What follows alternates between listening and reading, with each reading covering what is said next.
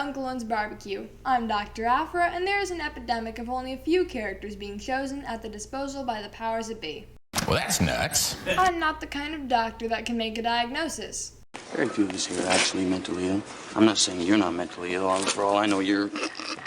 But it seems improbable that we will ever discover the divergent motives for such a monumental money-making catastrophe. I cannot diagnose, but I can infer to the figures that have not been packaged for sale. They're all inside in today's special. I've given up all chance at inner peace. I share my dreams with ghosts. Gorn. This lieutenant in the Galactic Empire was stationed on Aldhani. He was powerless and humiliated to see the local woman he fell in love with ultimately punished by the Empire right before his eyes. Disillusioned by the death he witnessed and the loss he experienced, including a disintegration or two, nights are filled with the screaming that Gorn cannot silence and visions he can never unsee. Some parts of them burning just into nothing in the middle of the air. Gorn became a spy for Vel Sartha early in the planning of the Aldhani mission to steal from the Imperial payroll. However, disappointment abounds, as he would never live to spend a single credit. It's okay. It's okay. Please. Termin Barkana. Stormtrooper turned rebel and dedicated to the uncertain result the Axis network was working toward, Barkana was probably convincingly recruited by Clea Marquis to remove threats in a vague manner through complicated orders. Take him out. Hmm? Take him out. Take out. Like to dinner? Take him out. Like on the town? Party? Take him out. Barkana is likely tormented from his unspeakable acts under the Empire, but is A soldier, and you seek what all soldiers do. An honorable death. His premature death would come as he participated in the Aldhani mission, during which Arvel Skeen was supposed to supply cover fire for Barkana, who was helping to pin down Sartha. Unfortunately, things happen, and sometimes people have to be left behind. Luckily for Barkana, the bravery he displayed earned him a place among the heroes of the rebellion, and should have an institute of higher learning named after him. Although this is not an honor usually bestowed upon the living.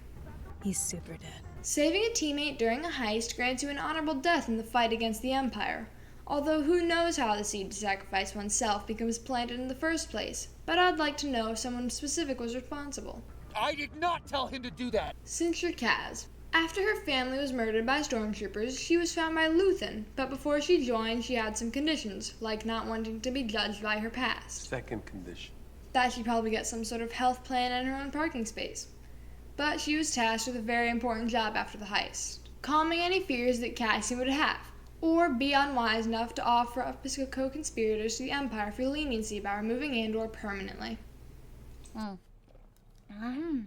You are not staying over. Arvel Skeen. This man was against any new bodies joining the team.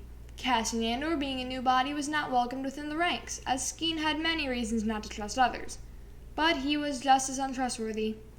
So much, in fact, that he'd never care about eating his co-workers' labeled food. You worthless piece of Once he escaped with his team and was safe on Fresno, he delicately suggested to Andor that they abandon their teammates and split the credits. For this betrayal during a moment of weakness and losing a teammate, Andor was forced to take care of their team's now cowardly deserter. We don't have to worry about his problems, though. You got shot. Karis Nemec. Serving as a member of the Aldhani team that raids the Imperial payroll, he is young, naive, but passionate and unwilling to believe that the galaxy can't be left in a better state than it was found. Isn't that sweet? He left his manifesto to Clem, which was the name Cassian Andor claimed was his. They're the same person. Despite all attempts to save his life, Nemec would become a casualty in the war against the Empire. Tough break, kid. If he gets released, I hope it comes packaged with his manifesto, The Trail of Political Consciousness. No literary reference is left unturned. Dr. Quadpaw. This surgeon will fix you up. Or at least he'll try to. Alarm. Mild alarm. First things first, plop yourself down on the table and let's have our resident four-armed cybernetically enhanced physician take a look at that pesky spine giving you trouble. Can't speak? If you have the credits, just give a thumbs up. The doctor will have your back. Credits or not, few patients ever check out. Most won't have an opportunity to refuse payment for services rendered. And those who are worked on don't last long. I have some bad news. You have about 3 seconds to live. Clea Markey. She served as the concierge at Luthen Rao's gallery on Coruscant. Really? keeping up appearances as if the artifacts they were in business to trade and restore were their only interest. Lies! Day by day, in the public eye, she'd move products and organize new acquisitions almost like she was on autopilot. You can't stop now. In secret, she was a recruiter for the Axis Network, and it was her order to dispatch Cassian Andor to keep Luthen's identity a secret. You seem a decent fellow. I hate to kill you. Bix Colleen. This mechanic helped run her family's business on Ferrix, named the Colleen Sail Yard. Someday, all this will be hers. She is the ex-girlfriend of Cassian Andor, who would bring objects and materials to Bix to be sold. Items of intrinsic value. Bix coordinated a meeting with Luthen Rael and would be violently arrested. But her ordeal would not yet cease, as during the arrest of Bix, she would watch her significant other murdered in front of her. Soon after, she was brought in and confronted by Deidre Miro, interrogated and tortured, leading to a trauma that Bix would relive in her head.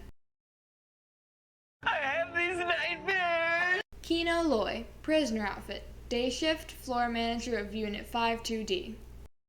And that means what to me? He kept to himself and just tried day by day to get to his eventual release, a date he slowly realized would never come. But in the end, he showed everyone that escape was possible and assisted others in an effort for survival before attempting to swim for freedom. I'm gonna go for it. I suppose it is rather unfortunate that he couldn't swim. Sorry, the word is doomed. Cassian Andor, prisoner outfit. Let's expedite this introduction. After assisting the rebel unit led by Vel Sartha on an Imperial infiltration mission on Aldhani, the stormtroopers prove that they really are useless. What gives with that? When we see Andor on Nemos, a shore trooper accuses him of being involved in business against the interests of the Empire. But Andor was looking quite conspicuous, and that was probably something he could have avoided. What's that hopping in the bag? What bag? The bag that is hopping behind you. Nothing. Cassian was placed in the Narkina 5 Imperial prison complex under the jovial disposition of Kino Loy, who, you can tell, just loves to smile. What the hell are you smiling at? Cassian Andor hasn't lost the idea of freedom, but it's what happens when you let him out that you have to fear. We let you out, you gonna play nice? Probably not. Ruskat Melshi, prisoner outfit. Before we found this future sergeant during Extraction Team Bravo's last-minute reprieve of Jen Erso. You are being rescued. Please do not resist. He was the smart one who knew that indefinite captivity and servitude was the Empire's plan, sparking a fire within Andor to rally everyone against their outnumbered correctional guards. He was in prison for reasons unknown, but it doesn't take much to infuriate the Empire. The slightest indiscretion or carelessness of any galactic inhabitant can have you in some serious trouble. Hey, get behind the yellow line. You can say that the Axis Network doesn't have a place reserved on your shelf because they all eventually die anyway. But that's only true if you also believe that the crew of the Rogue One wasn't important enough to warrant figures of their own. Yeah. And I can name plenty of already moot releases that were focused on instead of any of these choices I've listed. Wow. Let's do that again. If you have missed any portion of today's special, stick around as the lightning round will be starting immediately. You ready for another bout? Gorn, Tamron Barkana, Sintra Kaz, Arvel Skeen, Karis Nemec, Dr. Quadpaw, Claire Marquis, Bix Colleen,